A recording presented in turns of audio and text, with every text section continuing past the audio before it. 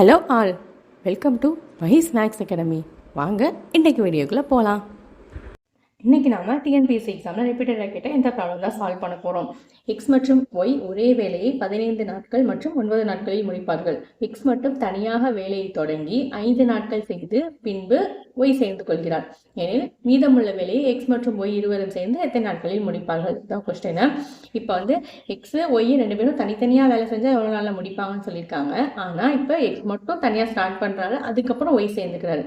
So அந்த X மட்டும் 5 நாளில் செஞ்ச வேலையை முதல்ல ஃபைண்ட் அவுட் பண்ணிடுவோம். நம்ம எக்ஸ் முதல்ல நார்மலாக அவர் பண்ணுற ஒர்க் வந்து 1/15, ஆனால் அவர் ஒர்க் பண்ணியிருக்கிறது 5 days தான் ஒர்க் பண்ணியிருக்காரு.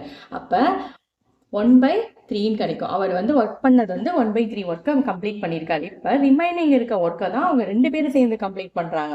ஸோ டோட்டல் ஒர்க்கை நம்ம எப்போவுமே என்னென்ன எடுத்துக்குவோம், 1 தான் எடுத்துக்குவோம். ஸோ 1லேருந்து இந்த 1/3 ரெடியூஸ் பண்ணோம் அப்படின்னாக்க நமக்கு ரிமைனிங் இருக்க ஒர்க்கு கிடைக்கும். ரிமைனிங் இருக்க ஒர்க் வந்து 2/3. இந்த 2/3 ஒர்க்கை தான் யார் சேர்ந்து பண்ணுறாங்க, எக்ஸ் அண்ட் ஒய் 2 பேரும் சேர்ந்து கம்ப்ளீட் பண்ணுறாங்க.